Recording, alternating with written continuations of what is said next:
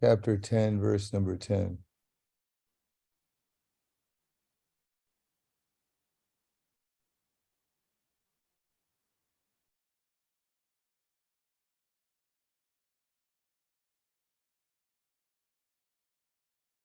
For those who don't know, I'm in Zagreb.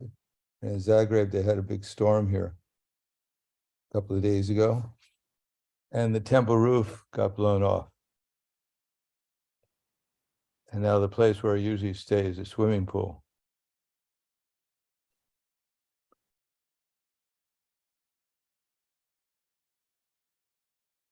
But I'm going to give a lecture there today also after this one. Padam padam yadi padam yatesham. How there's danger at every step. So today we're reading from Bhagavad Gita, chapter 10, verse number 10. This is entitled The Opulence of the Absolute. Tesham sadatam yuktanam bhajantam pratipurvakam didami buddhi yoguntam yena mamupiyanti te. To those who are constantly devoted to serving me with love, I give the understanding by which they can come to me. Prabhupada's purport. In this verse, the word buddhi yogam is very significant. We may remember that in the second chapter, the Lord, instructing Arjuna, said that he had spoken to him of many things, that he would instruct him in the way of buddhi yoga.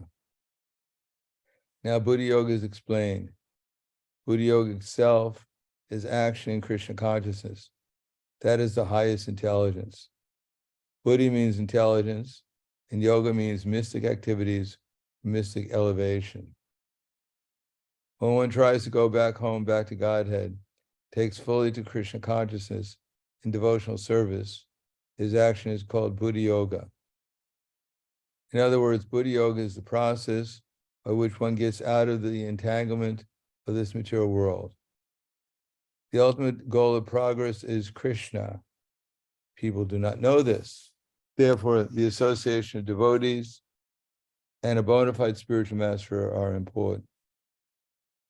Once you know that the goal is Krishna, and when the goal is assigned, then the path is slowly but progressively transversed, and the ultimate goal is achieved. When a person knows the goal of life, but is addicted to the fruits of activities, he is acting in karma yoga. He knows that the goal is Krishna, but he takes pleasure in mental speculation to understand Krishna. He is acting in jnana yoga. When he knows the goal and seeks Krishna completely, in Krishna consciousness and devotional service, he is acting in bhakti yoga or buddhi yoga, which is a complete yoga. This complete yoga is the highest perfection of life. A person may have a bona fide spiritual master and may be attached to a spiritual organization, but he was not intelligent enough to make progress, and Krishna from within gives him instructions so that he may ultimately come to him without difficulty. The qualification is that a person always engage himself in Krishna consciousness, and with love and devotion, render all kinds of services. He should perform some sort of work for Krishna, and that work should be with love. The devotee is not intelligent enough to make progress on the path to self-realization, but is sincere and devoted to the activities of devotional service. The Lord gives him a chance to make progress and ultimately to attain him. So the verse again, Tesham satatam yuktanam bhajantam pratipurvakam tadami buddhi yogam tam yena mam upayanti te. To those who are constantly devoted to serving me with love, I give the understanding by which they can come to me. So let's offer a respectful basis to Srila Prabhupada, Namo Om Vishnu Padaya Krishna Prasthaya Srimate Bhaktivedanta Swami Tanamane, Namaste Saraswati Deve Gauravani Pacharane, Nirvishesha Srinivadi Paskatyade Siddharane. As you may already know, that this verse is part of a series of verses where Krishna gives the summary of the entire Bhagavad Gita. Because Krishna is very expert, because he's been speaking Bhagavad Gita since time immemorial. And therefore, he knows that as soon as he says something to Arjuna, the probability is that Arjuna is going to forget what Krishna just said. I think we all have that experience. We meet someone for the first time, and they tell us their name. And the next moment, we forgot what their name is. But generally, we're too embarrassed to ask them. The most embarrassing thing is when you know someone for 50 years, and you have to introduce them to someone else as your good friend, and then you forget their name. And you say, here's Mr. Das or Dasi. Would you like to introduce yourself? So this is the material world, and Arjuna is taking the part of a conditioned soul, and Krishna is trying to explain to him what is the process of Krishna consciousness, known as Bhakti Yoga. And he keeps on having to summarize. Second chapter, he summarizes the Bhagavad Gita. 18th chapter, he summarizes the Bhagavad Gita. And here we have another summary of the Bhagavad Gita. And sometimes Krishna says the whole Bhagavad Gita is this, or the whole Bhagavad Gita is that. But actually, Srila Prabhupada says that our philosophy is the most consistent, exacting, and voluminous due to the unbreakable system of disciple succession. So let's examine this particular set of verses known as the Chatura Bhagavad Gita, Chatura Sloki Bhagavad Gita, where Krishna begins with Aham Sarvasya Prabhavo Atak Sarvam Pravartate Iti Matva Bhajante Mam Buddha Bhava Samanvitaha. Now, throughout the whole Bhagavad Gita, Krishna keeps on declaring he's God. But as I said many times, that's not unusual, because practically everyone in the material world, directly or indirectly, are trying to indicate that they're also God. So if Krishna is God, the impersonalists say that, sure, Krishna can be God also. Why not? Because we're all God. Why can't Krishna be God also? But actually, Krishna says he's the only God, and therefore many commentators of Bhagavad Gita just ignore what Krishna actually says, and they give their own commentation. As a matter of fact, Srila Prabhupada mentions at the introduction that at the time that he was there, that there were over 700 commentaries of the Bhagavad Gita in English alone. And all of them, practically speaking, don't admit that Krishna is the Supreme Personality of Godhead. Therefore, Prabhupada writes in the introduction that faith means that, at least theoretically, we should accept Krishna as being God. Now, I personally have not met Krishna. I mean, maybe we say the deity is there and I can see the deity, and he hasn't said anything to me yet, but I can see he's Krishna. But whether he's God or not, that I don't know. He's just maybe an amazing statue who's alive. I mean, even in the fairy tales, sometimes there's statues who are alive. But I haven't seen him lift anything like Govardhan Hill. I'm not 100% sure he's the one who's moving the sun and moon, but he's a pretty amazing person. He's beautiful, I don't know if he has unlimited beauty, but he's certainly attractive. Similarly, the holy name may reveal himself to me, the holy names, at different times. But to know that this person is God, we have to have a definition to understand who God is. And the definition Krishna gives here in Bhagavad Gita, sometimes we hear that Parasara Muni gave a definition of God, namely Aishvaryasya, Samagrasya, Viryasya, Yashashastriyaha, Jnana Vairagyaschayanam, Shana Bhaga Itinganaha. That the definition of God is a person who has all beauty. Now, if I saw a person who had unlimited beauty, I mean, I'd be quite amazed. That I have now no experience of. Or a person has unlimited wealth. Now, I do believe that Krishna does reciprocate. I mean, I remember in Sankirtan, book distribution, 1971, when I was in Texas, America. Texas meant they were called rednecks. Redneck meant that if you were kind of strange, and a lot of people were kind of strange, then they might invite you to a hanging contest, and you would be the first participant.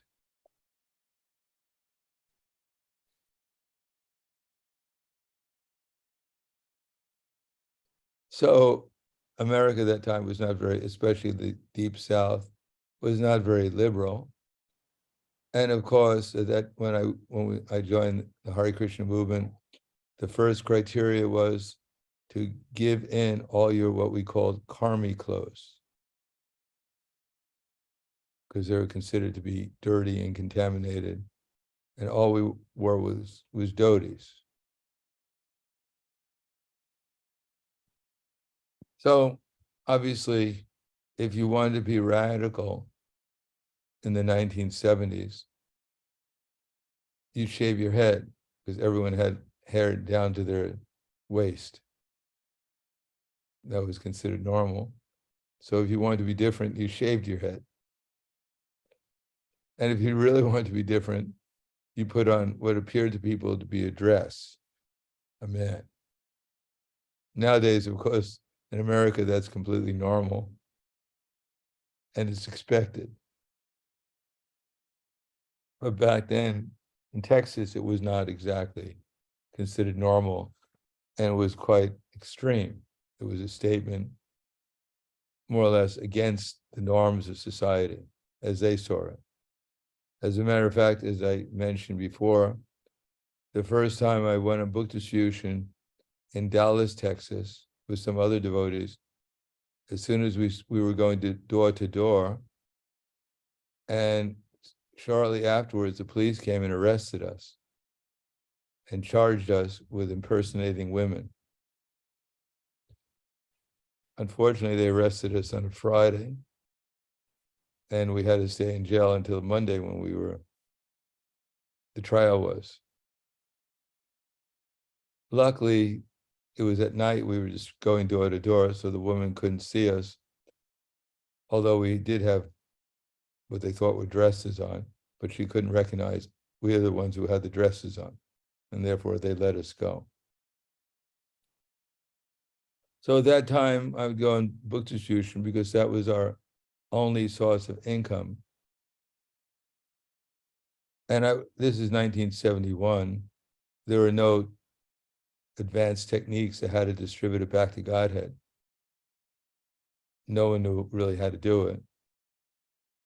And although I had more successfully done it in other places in America, like in Buffalo or in Florida, but it was a real challenge in Texas at that time. So my technique was, I simply stand there and pray to Krishna to please send me someone. And and the prayers were more sincere because it was not very comfortable distributing books in the middle of downtown Houston, Texas at that time, or Dallas, Texas. But inevitably, I'd see that Krishna would send someone, and without any technique or ability to sell anything, they'd ask me about the magazine and ask if they could buy it. So that was my technique. Pray to Krishna to please send someone. And after sometimes Krishna would send someone and they buy the magazine, because I didn't know any, especially in Texas, I couldn't figure out any other way of getting anyone to stop and buy a magazine. And that way, that was my realization of the super soul at that time, of Krishna's presence. That obviously someone was listening to my prayer and it was being fulfilled. Now I had many other prayers which never got fulfilled. But at least my prayer distributed back to Godhead magazine got fulfilled. As a matter of fact, everyone is praying all the time. Because we're spiritual beings, we have the capacity to desire. So our desire itself is a prayer. Because the only one who's really listening to our desire, besides ourselves, is the super soul. And the super soul is reciprocating with our desires through his material energy or his spiritual energy.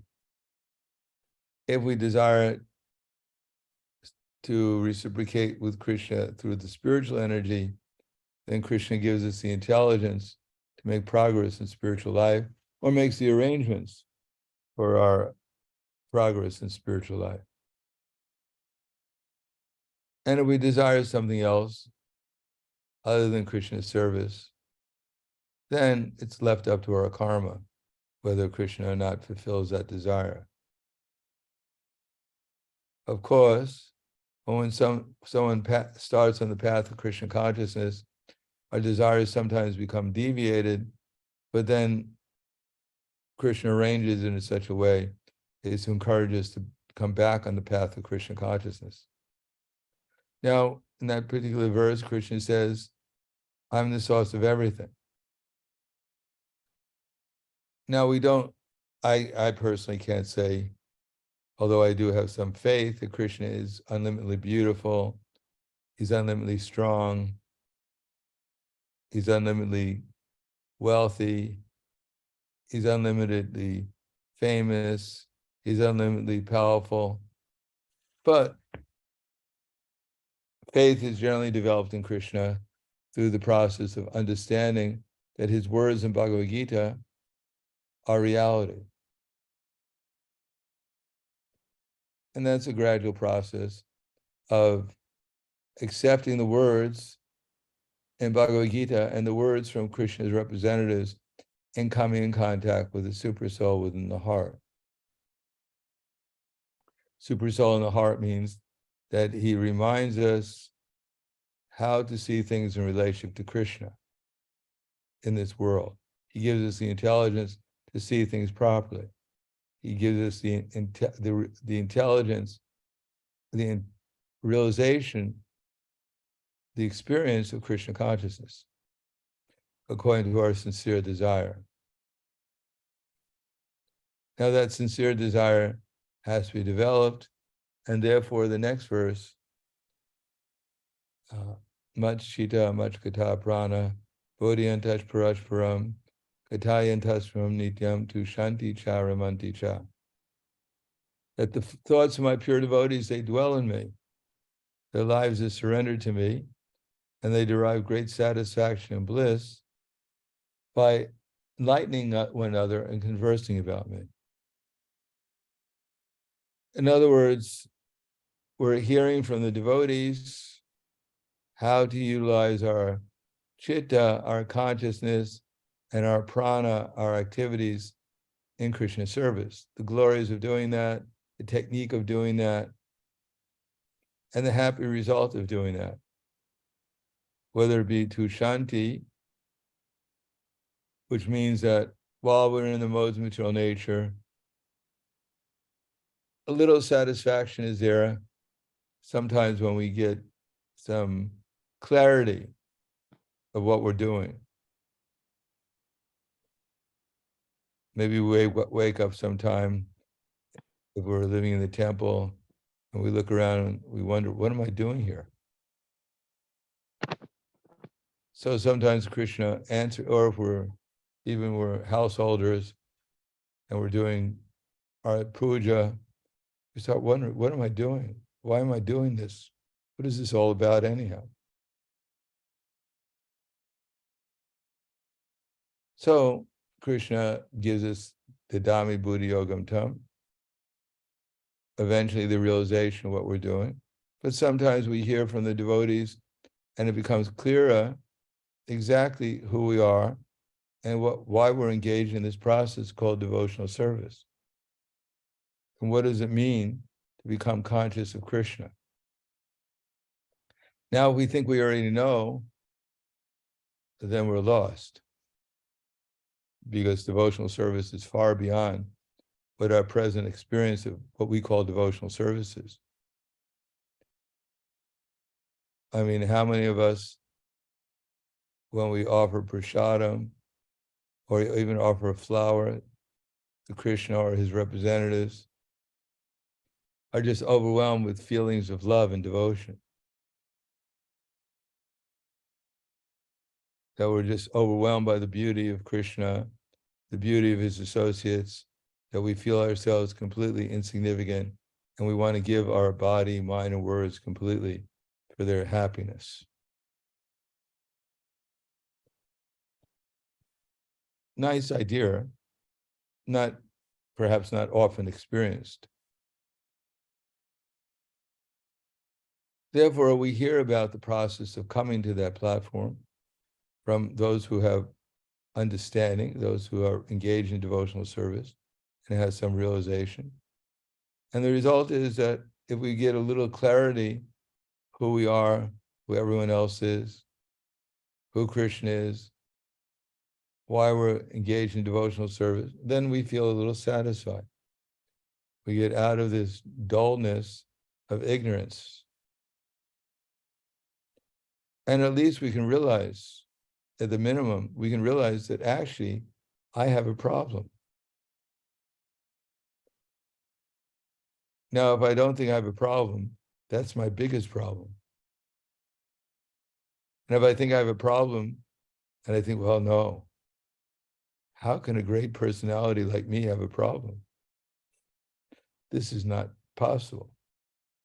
Well, that's also a problem. And the result of that is probably Krishna will give us more problems, convince us that actually we have a problem. The difference between a devotee and a non-devotee is that when a devotee realizes he has a problem, he turns to Krishna for the solution.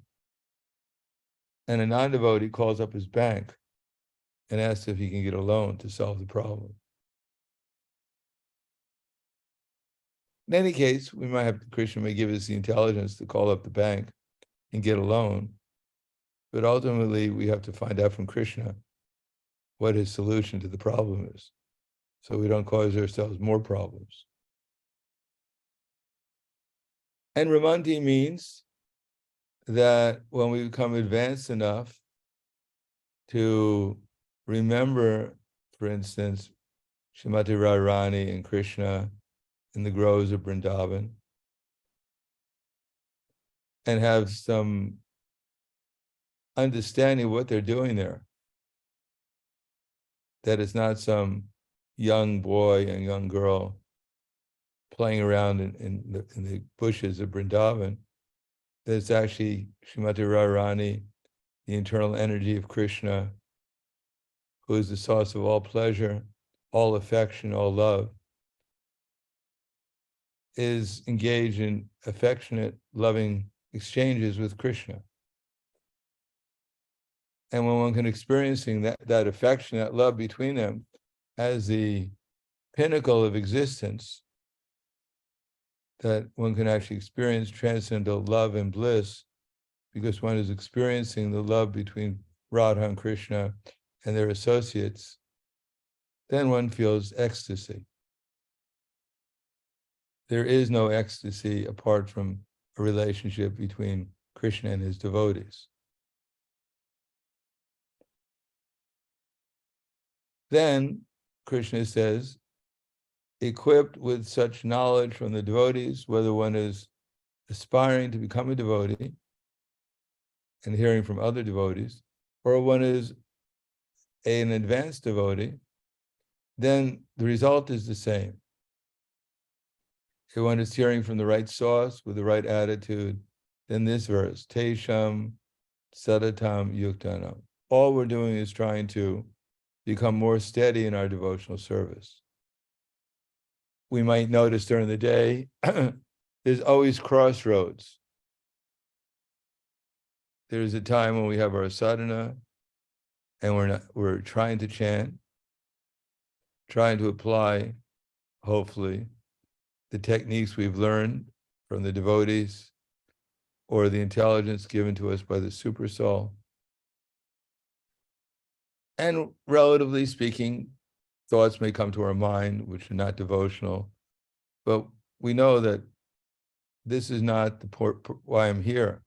I'm here to chant as clearly, as devotionally as possibly, attentively as possibly.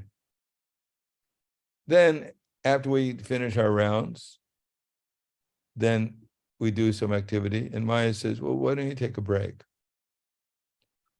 You so faithfully did your sadhana today. You're empowered by Krishna. And therefore, why don't you relax a little bit, listen to a little music, and then you can go back to your devotional service. So there's always these gaps when one is aspiring to become a devotee of Krishna. And we have to, the purpose is to recognize the gaps. That's why we're hearing from the devotees, not to hear how great we are. Of course, if the speaker tells us directly or indirectly how wonderful we are, we think this is a very nice speaker, very interesting speaker. When he says, oh, my dear devotees, you're so wonderful, you're so beautiful. Your effulgence is so great that I could hardly keep talking because I can't even see you because you're so effulgent. So let me tell you about the most intimate, you're so qualified. Let me tell you about the most intimate pastimes between Radha and Krishna and the gopis in Vrindavan. Because this is the level of devotional attainment you're surely all on. Enough with this Bhagavad Gita and this dry philosophy. Let's get into something juicy, something more enlivening, something more relevant to our lives. So, of course, a speaker could say like that, but it may not be very helpful in our practical lives if we do have gaps in our devotional service. At the stage of asakti, which is well beyond liberation, at the stage of nishta, then there's no identification with well, there may be some identification, but more or less one has realized he's not the body. After anartha nivritti, after we give up all our bad habits and concentrate our lives in devotional service, then there's a point where it's clear that we're actually spiritual beings. Then there's no more anxiety, there's no more stress. And then as one concentrates his mind, as Krishna gives more and more intelligence, and one concentrates his mind upon the process of devotional service, and the name, the form, the qualities, the associates, the pastimes of Krishna, then ruchi develops.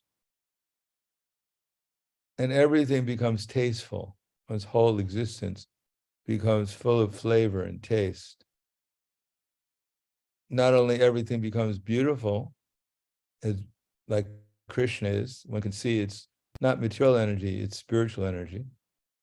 But one is able to flavor all relationships, all kinds of moods, all kinds of experiences in relationship to Krishna and his devotees. And naturally, at that particular stage, after Anishta, there's generally no question of spiritual advancement. One is eager to perform devotional service.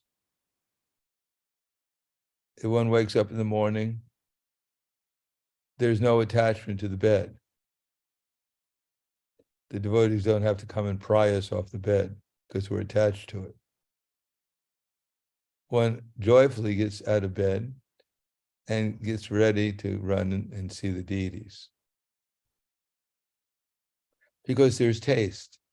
It's like if one has been fasting for a day or so, and then there is a nice feast offered, no one needs very much encouragement to run to the feast.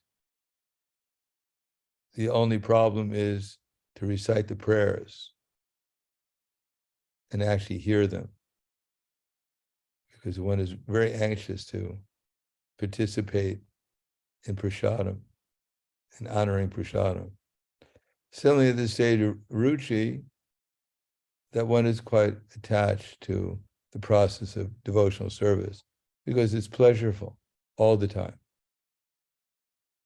And at the stage of asakti, it becomes so pleasurable that even for a moment, if the mind deviates from thinking about Krishna, it rapidly goes back to thinking about Krishna again, immediately, without any break.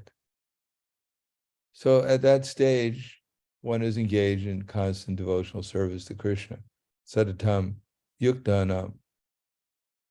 And the happiness is not just physical pleasure, it's not physical pleasure.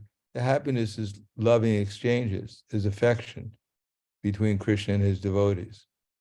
Not only our own affection we enjoy, but we enjoy even more the affection of the other devotees, their relationship with Krishna. Therefore, in reality, we become the devotee of the devotees, because they give us more pleasure than we can get from our own relationship with Krishna. And Didami Buddhi Yogam Tam, Krishna says, he gives intelligence to those who are interested in becoming steady and enthusiastic about devotional service. So that's what we've learned from the devotees, from Shastra, and that's what the Super Soul helps us achieve by revealing to us what are the words of Guru, Sadhu, and Shastra, by giving us realization of them. Now, Srila Prabhupada writes here that the goal is to achieve that. That is a goal that everyone is actually trying to achieve. Everyone wants affection. Everyone wants to be loved. And everyone wants the feeling of loving others. Unfortunately, in the material concept of life, there is love, there is affection, there is the desire and the success in loving others, but it's limited and it's broken. And it's not exactly based upon clarity. And therefore, often it's disappointing when we find out that I thought someone loved me, but they didn't love me. They loved my service to them.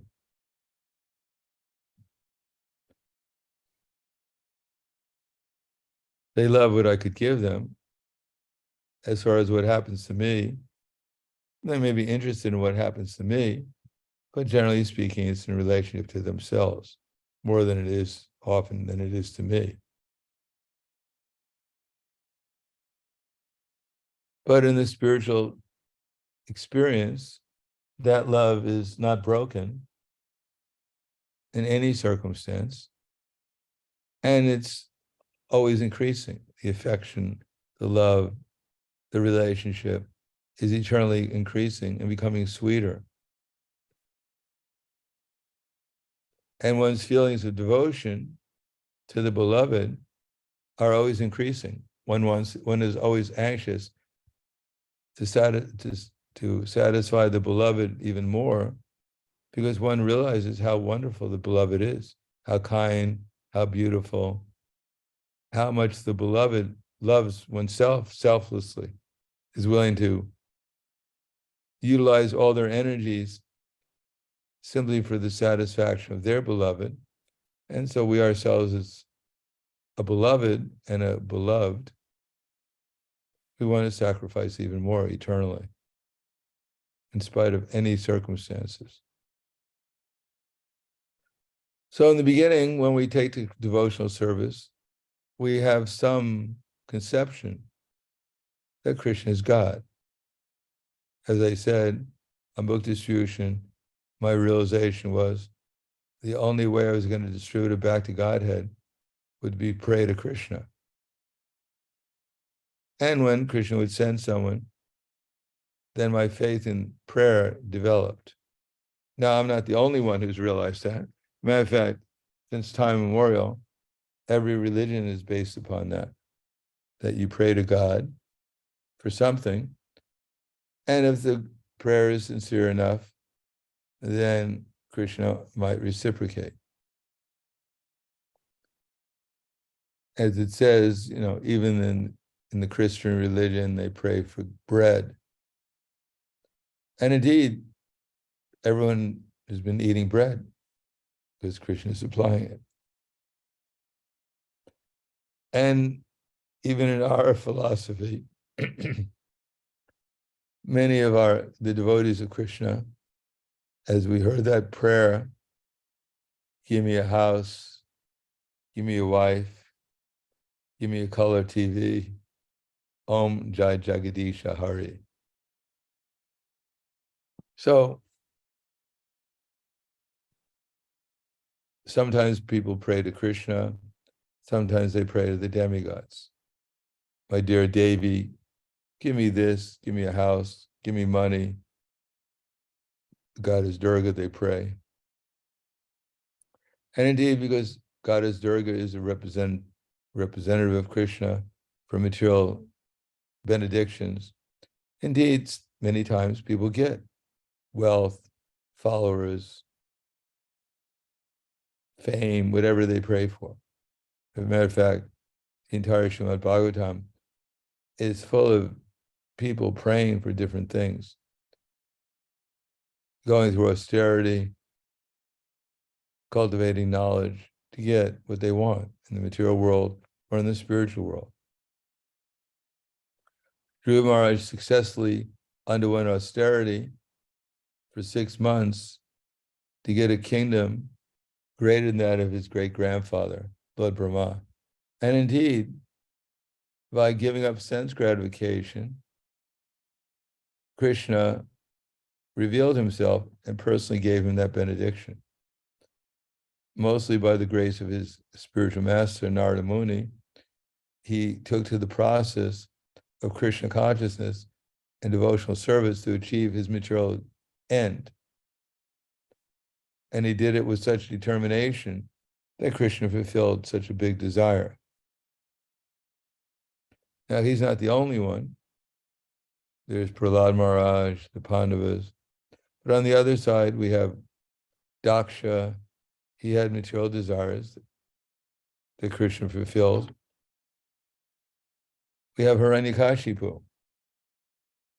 He also had big aspirations, and he went through big austerity. And he got his benediction through Krishna's representative. He practically became as close to immortality as possible in the material world. Of course, he misused his benedictions, and therefore he died shortly afterwards. So in the same way, devotees, when we come, generally speaking, we're hoping that Krishna benedicts us in some ways, especially in Kali Yuga, living a life of distress due to sense gratification. Therefore, by even taking a little bit to regulative principles, getting up early, taking a shower, even washing our hands, many of our problems of life disappear. Even when we chant Hare Krishna negligently, still, it's probably the first attempt in our lives, at least in this lifetime, to control our mind at all, to control our desires. So that's a great advancement, that we start recognizing that we have a mind rather than that we are a mind. And therefore, there's some possibility of becoming not only detached from our material mind, but developing a spiritual mind.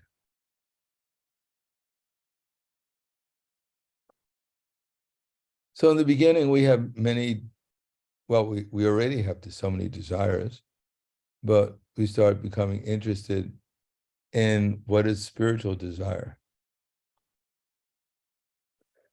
And it's more or less a reciprocation with Krishna. Krishna is looking after us, just like a father looks after his child. I was on the flying yesterday, and there are so many children, and you have the mother there usually, or sometimes even the father, and their whole meditation is the child.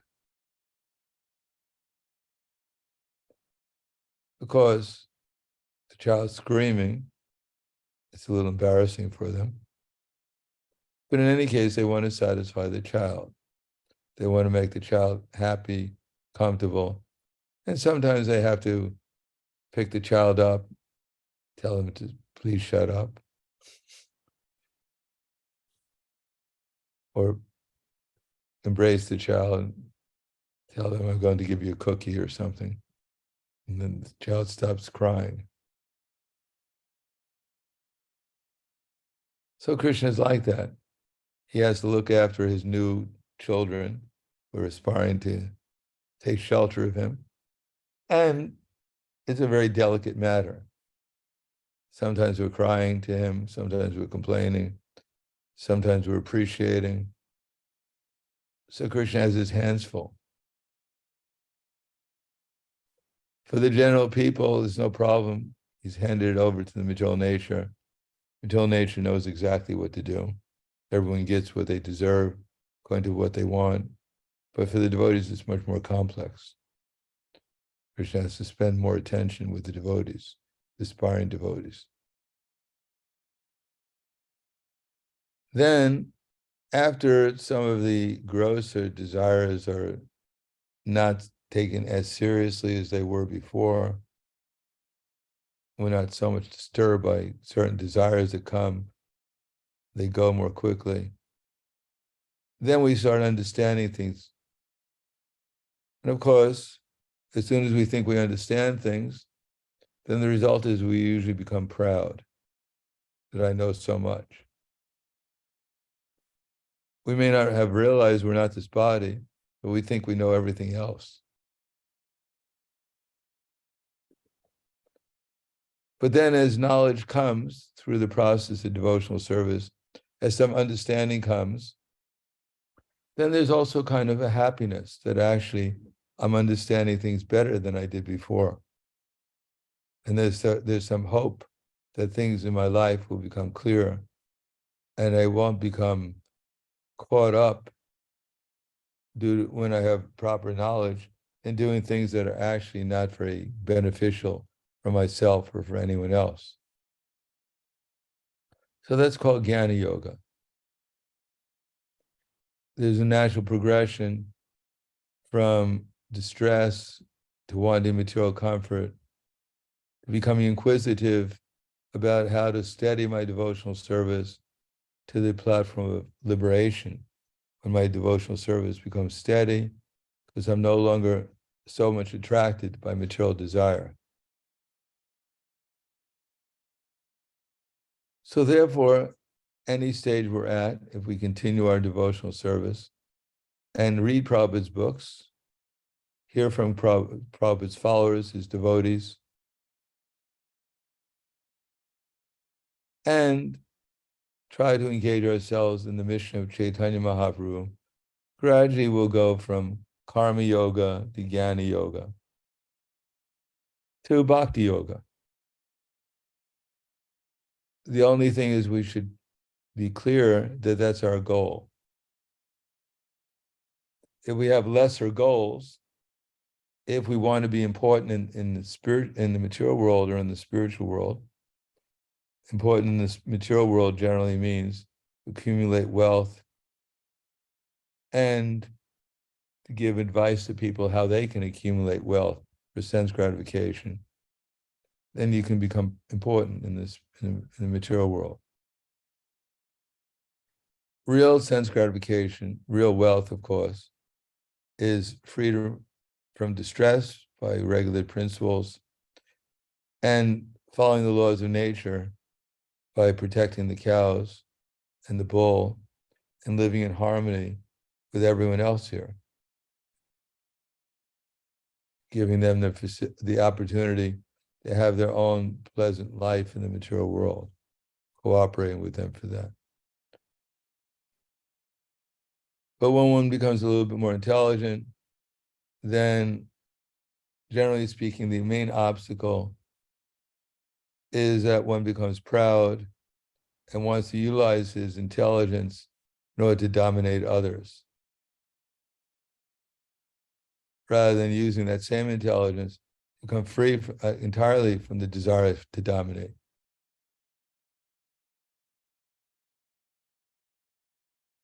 That's called Taranga Rangini.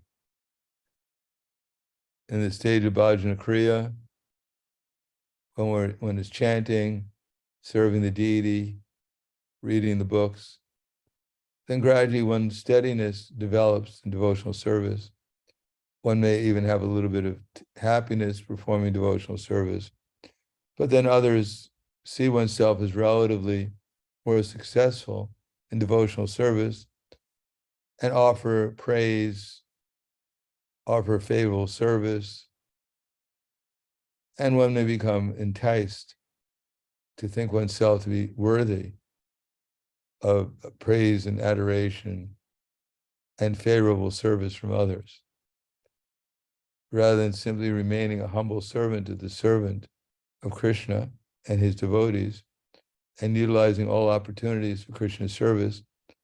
An inexperienced devotee may take pleasure in such opportunities to be rendered service rather than rendering service. In any case, we have to learn that also.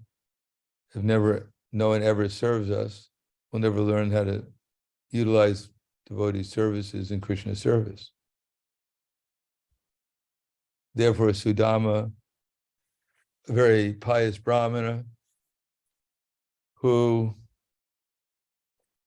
was constantly engaged in Krishna service, but was adverse to any kind of service from others, Krishna arranged it through his wife that he went to Dwarka, and there he saw his old friend Krishna, schoolmate, remembering their ecstatic pastimes together. Sudama left, not requesting anything from Krishna, but when he got home, his house, shack, turned into a palace more opulent than that of Indra. And his wife became more beautiful than the goddess of fortune. And he was surrounded by servants who were all like angels and demigods. So Krishna arranged it so that Sudama could not only be detached from material life, but he could also be detached from any even opulent sense gratification and utilize that in Krishna's service. Similarly, Sudama took birth in Chaitanya Mahaprabhu's pastimes. Suklambar Brahmachari was also quite austere. And Krishna also, Chaitanya Mahaprabhu also reciprocated with him in those pastimes. Like perfection of that was Chaitanya Mahaprabhu's devotee, what was his name, who was selling the bananas? Kolaveka Sridhar. So Krishna also offered him, Chaitanya Mahaprabhu offered him all kinds of opulence, but he was in love with Chaitanya Mahaprabhu, and therefore everything else seemed insignificant. And therefore Chaitanya Mahaprabhu equally reciprocated with the Kolaveka Sridhar in love and affection. And at the end of this purport, Prabhupada mentions that one may be fortunate to have a bona fide spiritual master and may be attached to a spiritual organization, but he may not be intelligent enough to make progress. Then Krishna from within gives him instructions so he may ultimately come to him without difficulty. So the original spiritual master is Krishna, and he's in our heart. He's not far away. As a matter of fact, he's the closest to us. There's no one can be more closer to someone who lives in our own heart eternally. So he knows us quite well. So Krishna is always ready to help. In the beginning, though, Krishna is offering us Guru, Sadhu, and Shastra. But sometimes the devotee may not be intelligent enough to take advantage of them. So, as Prabhupada writes, Krishna will help if the devotee is constantly engaged in some service with love, without wanting some material benediction from Krishna. Then Krishna will give the intelligence from within so that one can make progress in devotional service. And therefore, eventually one will be able to take advantage with such intelligence of Guru, Sadhu, and Shastra. In any case, Krishna will always help if we're sincere in rendering all kinds of service with love, humbly. Krishna will help us. It's not a competition who's Guru, because Krishna is eternally the Guru. Simply, he sends us so many representatives so that we can understand how to take shelter of him.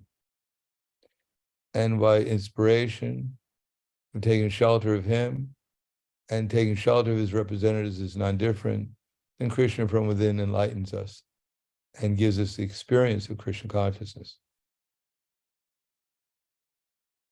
So I think I'll stop there for now. Any questions or comments? Yes, Guru Maharaj. Can I ask a few questions? Yes, that's your first question. Гуру Махарадж, первый вопрос по поводу распространения книг. Иногда преданные говорят, что вот если распространить много сотен тысяч книг, то это гарантирует духовный прогресс и возвращение к Кришне. Можете, пожалуйста, пояснить, вот как сказывается, как корректно влияет на наш духовный прогресс распространение книг? Является ли само по себе распространение книг лифтом в духовный мир? So, dear Guru Maharaj, sometimes devotees say, you can hear me clearly, right? Yes. Yes. Okay. So sometimes devotees say that if you distribute many books, that this guarantees your passage into the spiritual world. So could you please explain, would the actual just book distribution, the quantity of the book distributed, will it become an elevator, that physically elevator to the spiritual world for someone who distributes a lot of books? Well, I never heard that what Krishna is obligated that there's a certain number, and when you hit that number, the doors to the spiritual world open, and this Vaikuntha airplane comes, like the fireman comes to put out a fire, jump into the Vaikuntha airplane and rush. He made his quota. He goes back to the spiritual world. No, it's an opportunity to become Krishna conscious. If we utilize it properly, it's a great opportunity, distributing Prabhupada's books. But we have to do it in the mood of a devotee, of a servant. Krishna is not obligated to do anything to us. We're simply trying to develop the mood of a humble servant and falling at Krishna's feet. And we leave it up to Krishna when we go back to the spiritual world, or what we do, what Krishna wants to do with us. We want to surrender to Krishna. And if we think we're distributing the books, and that when we hit a certain number, bingo, we're back to the spiritual world. It's an illusion. We're not distributing the books. We're simply allowing Krishna to use his body, his mind, and his words as an instrument in his service, not in our service. But it's an opportunity to come in contact with the Super Soul, if that's what we're conscious of, that the fact that the intelligence he's giving us and the energy he's giving us are his energies that he's manifesting because of our desire to serve him. He's allowing us to do that, to be his instrument. Then we become happy distributing the books, not in the goal to even go back to the spiritual world, but simply as a service. 1 second. I'll be right back.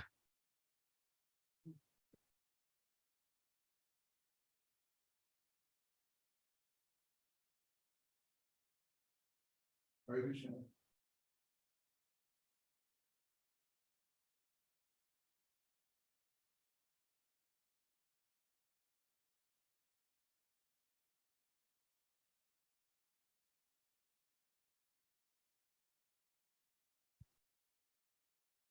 We're back. In any case, book distribution is so nice that anyone who has a little sincerity and tries to do it and take shelter of Krishna and the other devotees, they'll be able to experience how Krishna is reciprocating with us and giving us devotional intelligence to deal with others. That way, if we apply it in our lives, the lessons we learn in book distribution, then our relationship with everyone, including the devotees, will become more devotional. But that's our aim, is to become devotees, not to break into the spiritual world as a Maharati book distribution. And we get there, everyone bows to us. He's the Maharati book distributor. He's made it to the spiritual world so we can worship him.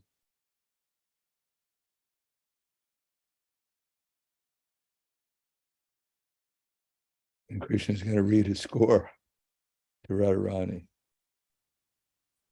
before the Rasa dance. Anything else? Yes, Maharaj, I have a question. A second question, Guru Maharaj. Well, there's one, you can ask a question afterwards. Okay. But So I can ask? that's Nirguna, right? Yes. Okay, so let Nirguna I have a answer. question, and I apologize if it's not so advanced, or maybe even because of Kali Yuga, I forgot that I ever maybe asked you in the past. I don't know anymore. Well, But in the Bhagavad Gita, I apologize if I don't answer your question, if I don't think it's appropriate. Okay, go ahead. distribute books is very auspicious, but sometimes comes some kind of doubts. Like I noticed in the Gita that I never solved this doubt. There is the picture of the soul, and then there is the 6 horses, and the mind carries the driving that soul, and the soul is making this face like she's in a horror movie. And I was thinking it's a little bit radical to describe the spirit soul like that. I mean, it's for sure it's sometimes like that, but they could choose like so many faces out of so many, like you have all these emojis. There's so many emotions to describe, and it makes it feel like sometimes when you see with books, you say, oh, a little bit radical, and you know, I want to respect the devotee who made that picture, who is probably your god brother. I think we get the point. Yeah. So, the point of the Bhagavad Gita is not to explain how wonderful material existence is. As the horses are running wild in different directions, as the ghostly mind is trying to control it, or the reins of the mind, the intelligence ghostly can't figure out what to do. The soul, if it has a happy face, it's mad, it's crazy. The idea is that an intelligent soul will realize things are out of control. Not, wow, look at this ride. The horses are going to hell. My driver is sending me there. How wonderful, I should have a happy face. So that's why that particular picture is there in the Bhagavad Gita. If we don't like it, then you could put a happy face on your Bhagavad Gita. So, but it's not, but between happy face and ghostly face can be also some variety. It can be also a bored face, can be like no emotion face. You can put on your Bhagavad Gita a variety, and it makes you feel good. Okay, Agnihotra. Спасибо большое, Гуру Махарадж, за возможность задать второй вопрос. Он звучит следующим образом. В 10-й мантре Шри Ишупанишад говорится о том, что благоприятно для духовного прогресса не быть двуличным. Не могли бы вы, пожалуйста, раскрыть, что такое двуличие и как вести себя корректно, чтобы, будучи вайшнавом, не быть двуличным? Спасибо.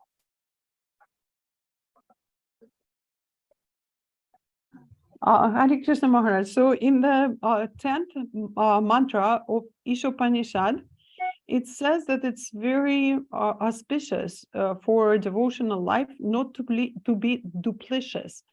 Could you please a little bit expand and explain to us, what does it mean to be duplicitous? What does the Ishopanishad consider to be duplicitous? You have to ask Ishopanishad. I don't know. I'm not Ishopanishad. But in general, duplicity means to say one thing and to act in a different way. It's called kutinati, diplomatic. We really mean one thing, but we're really saying something different. Now, sometimes one has to be somewhat duplicitous, like Vasudeva agreed to hand over the children of Devaki to Kamsa. But the last child, who was Krishna, he didn't do that. He was duplicitous. So for Krishna's sake, sometimes we have to do that. But for our own sense gratification, to say one thing and then do something else is not very good for spiritual advancement.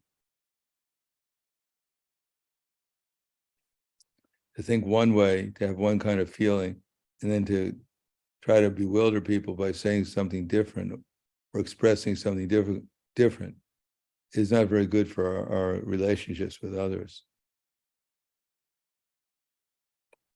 All right, I'll stop there because I have another lecture I have to go to. Thank you all. Thank you, Gurudev. Hare Krishna. Jai, Srila Jai. Prabhupada. Jai. Prahladananda Swami Maharaj Hare ki Krishna. jai. Jai. Hare Krishna. Hare Krishna. Hare Krishna.